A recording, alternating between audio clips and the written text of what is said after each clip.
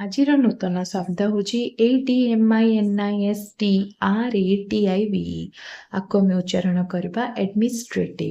ଆଡମିନିଷ୍ଟ୍ରେଟିଭର ଅର୍ଥ ହେଉଛି କୌଣସି କାର୍ଯ୍ୟାଳୟ, ସଂସ୍ଥା, କମ୍ପାନୀ ବା ସରକାରକୁ ସୁଚାରୁ ଭାବେ ଚଳାଇଥିବା ଯେକୌଣସି ନିୟମ, ଯୋଜନା, ନିଷ୍ପତ୍ତି କିମ୍ବା ଦୈନିକ କାମ କାର୍ଯ୍ୟ ଯୋଉଗୁଡ଼ାକ ହୁଏ ସେଗୁଡ଼ିକ ସହିତ ଜଡ଼ିତ ବିଷୟକୁ ଆଡମିନିଷ୍ଟ୍ରେଟିଭ କୁହାଯାଏ।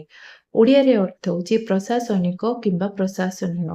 ଏବେ ଉଦାହରଣ ସ୍ୱରୂପ ବୁଝିବା। ସି ହେଜ୍ ଆଡମିନିଷ୍ଟ୍ରେଟିଭ ଡ୍ୟୁଟିଜ୍ ମାନେ ତାଙ୍କର ପ୍ରଶାସନିକ ଦାୟିତ୍ୱ ଅଛି। ସିର ଅର୍ଥ ହେଉଛି ତାଙ୍କର, ଆଡମିନିଷ୍ଟ୍ରେଟିଭର ଅର୍ଥ ହେଉଛି ପ୍ରଶାସନିକ, ଡ୍ୟୁଟିଜର ଅର୍ଥ ହେଉଛି ଦାୟିତ୍ୱ।